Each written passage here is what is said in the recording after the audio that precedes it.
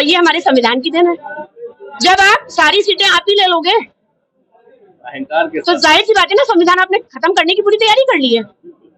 अब इस चीज को नॉर्मल पब्लिक समझ नहीं पा रही है और ये समझना बहुत जरूरी है।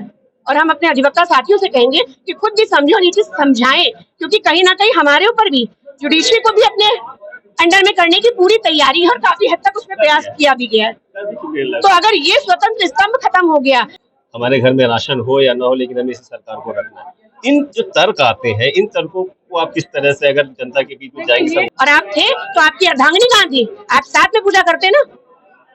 आपकी जिम्मेदारी, जब आप अपने ही परिवार को नहीं देख रहे हो तो आप किसी और महिला के और उसके परिवार को आप क्या देखोगे? भाई सीधी सी बात है ना, जब आप अपने ही परिवार के लोगों को आप इग्नोर कर रहे हो, उनको ही दरकिनार कर रहे हो, आप चलते हो अकेले चलते हो, फोटो खिंचवाते हो, कोई बीच में आ गया, आप देखो ना बाद में। इनका एटिकेट क्या है इनका? ये केवल दिखाने के लिए आपने फोटो खिंचाने के लिए आपने पैर धुल लिए, ये कर लिया, वो तो केवल फोटो सेशन है, ठीक। लेकिन वास्तविकता में आपको किसी से कोई लेना देना नहीं है। ये तर्क वो ही दे रहे हैं जिनका पेट भरा है, जो सक्षम है, ठीक है, कि मुझे खाना नहीं चाहिए, मुझे ये नहीं चाहिए। आप ये बताइए, 4 दिन भूखे रहिए, आप कहेंगे खाना नहीं चाहिए? आप देखिए ना, पहले सिलेंडर लेके जरा सा भाव नहीं बढ़ा, सिलेंडर लेके बीच में बैठ जाते थे इन्हीं के नेता, और आज चुप्पी साधे हैं। आप किसी भी उसमें देख लीजिए ना, आप महंगाई देख लीजिए, महिला सुरक्षा के नाम पे देख लीजिए, बीएचयू को कांड भूल जाएंगे, ठीक। किसने बोला? किसी ने आगे आके बोला? सत्ता पक्ष के किसी भी एक नेता ने आके बोला?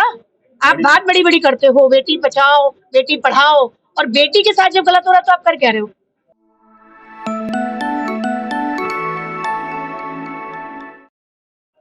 मैं कचहरी में हूँ। कचहरी में अभी तक हम पुरुष अधिवक्ताओं से बात कर रहे थे, लेकिन हमारे बीच एक महिला अधिवक्ता भी है, प्रखर वक्ता है और अपनी बात को बड़ी मुखरता से रखती है। मैम, क्या परिचय है आपका?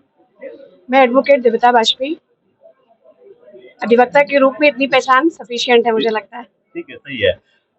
वर्तमान परिदृश्य को आप किस तरह से देखते हैं? जिस तरीके से अभी चुनावी बिगुल चल रहा है, लोग अपने समर्थन किया, राजा रामपाल जी समर्थन किया है, एक प्रत्याशी के तौर पर राजा रामपाल जी को किस तरह से? देखिए, राजा रामपाल जी चूंकि पहले कांग्रेस में भी थे और वर्तमान में सपा से लड़ रहे हैं, और चूंकि इंडिया गठबंधन है और संयुक्त प्रत्याशी है, ये व्यक्तिगत रूप से कहूंगी तो एक प्रत्याशी के रूप में अगर आप हटा दें तो एक उनका एक अपना एक अच्छा व्यक्तित्व है, जो जनता के बीच में बहुत फेमस है और हर एक व्यक्ति के लिए खड़े होने के लिए वो हर समय तत्पर रहे हैं। तो जो उनकी जो फिजा है वो एक व्यक्तित्व के रूप में बहुत अच्छी है, और चूंकि प्रत्याशी है तो पब्लिक को उनसे उम्मीद भी है कि ये जीत के आएंगे तो पब्लिक के लिए काम करेंगे। बिल्कुल। केवल अधिवक्ता है इसलिए आप समर्थन कर रही हैं, या इस समय जो सरकार है उसका तानाशाही रवैया है और अपनी नीतियों पे जो जुमलेबाजी उन्होंने करी है उसको हटाने के लिए आप इनकी तरफ समर्थन कर रहे हैं? देखिए, हर चीज होती है ना कि परिवर्तन प्रकृति का नियम है, और अगर परिवर्तन नहीं होगा तो जाहिर सी बात है चीजें बद से बदतर होती चली जाएंगी। ठीक वैसे ही आप पानी स्टोर करके रखिए, मत बदलिए, क्या होगा? खराब होगा, पीने लायक रहेगा।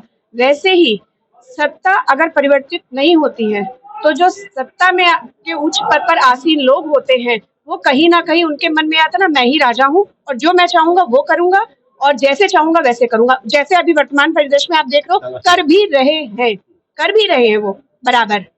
तो ये इसको हटाने के लिए बहुत जरूरी है कि पब्लिक, एक अगर मैं एक आम नागरिक की हैसियत से बताऊं तो बहुत जरूरी है कि पब्लिक जागे और इस समय, ये जो बहुत इम्पोर्टेंट समय है हमारा, इसको समझ के वोट करें और इस बार जो वर्तमान सत्ता में है उसको उखाड़ फेंकें।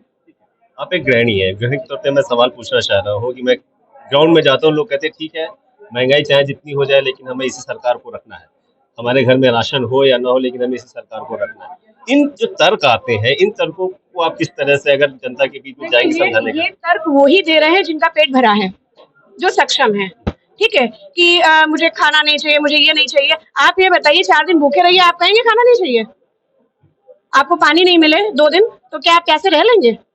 ये बात सिर्फ वही कह सकता है जो पेट से भरा है, जिसकी जेबें भरी है। वो आराम से कह सकता है कि कितनी भी महंगाई बढ़ जाए, कितना भी कुछ हो जाए, हमें फर्क नहीं पड़ता, मुझे यही चाहिए, ठीक।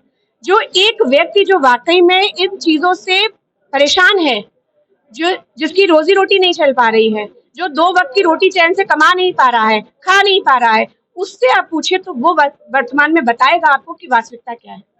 आपको लग रहा है कि महंगाई अपने चरम पे है इतनी 10 सालों। बिल्कुल बिल्कुल बिल्कुल।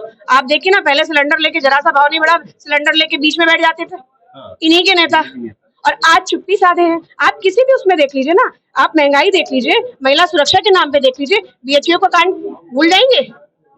ठीक, किसने बोला? किसी ने आगे आके बोला? सत्ता पक्ष के किसी भी एक नेता ने आके बोला? आप बात बड़ी बड़ी करते हो, बेटी बचाओ बेटी पढ़ाओ, और बेटी के साथ जब गलत हो रहा है तो आप कर क्या रहे हो? बचाने किससे? इन्हीं से बचानी है। देखिए, हम ये तो नहीं कहेंगे कि इन्हीं से बचाना है, किससे बचाना है, लेकिन आप अगर सत्ता पक्ष में हो तो आपकी जिम्मेदारी बनती है सुरक्षा की। तो आप उसके मामले में आप कर क्या रहे हो? कुछ नहीं कर रहे हो, आप केवल भाषणबाजी कर देते हो, और मुद्दे पे कभी बोलोगे नहीं। प्रेस कॉन्फ्रेंस करवाइए, कभी मुद्दों पे कभी बोले हैं? नहीं बोले हैं। फिर यही से साबित हो जाता है ना कि जो व्यक्ति सामने आके मुद्दों पे बात करना ही नहीं चाहता, वो वास्तविकता में देश हित में करेगा क्या? अखबार हो या आपका इलेक्ट्रॉनिक मीडिया हो, हर जगह महिलाएं यही कहती हैं कि ये जो सरकार चल रही है इसमें हम महिलाओं की अस्मिता ज्यादा सुरक्षित है। अभी आपने इसे प्रश्न चिन्ह लगाए, कई जगहों पे आपने एग्जाम्पल भी दिया है, लेकिन वाकई सच्चाई है क्योंकि आप जहाँ पे रहती हैं यहाँ पे आपसे हजारों लोग आते हो, हजारों केस इस तरह के आते होंगे जो कहीं ना कहीं जब प्रभाव न होने के कारण दब भी जाते होंगे ऐसे केस। तो आपको वाकई लगता है कि इन सरकारों में इस काल में महिला अस्मिता, महिला सुरक्षा में कुछ सख्ती बरती गई है, या वैसे ही चल रहा है, या पहले से ज्यादा हो गया? देखिए, ये तो मैं कहूंगी आप उठा के गूगल पे सर्च कर लीजिए।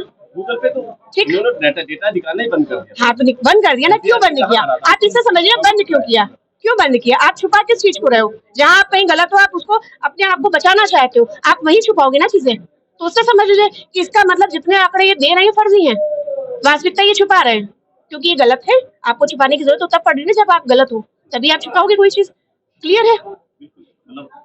बदलाव आप भी चाह रही हैं कि बदलाव होना चाहिए, जितने अधिवक्ता समाज के लोग चाह रहे हैं बदलाव होना चाहिए। अगर बदलाव नहीं होगा तो जाहिर सी बात है, जो लोग कह रहे हैं ना संविधान खतरे में, अभी आप देखिए ना, छोटा सा उदाहरण दे रही हूँ। चुनाव आयोग में इन्होंने जो मेंट किया, पहले होता था सीजीआई, एक सत्ता पक्ष का व्यक्ति और एक विपक्ष का व्यक्ति, जो पारदर्शिता थी।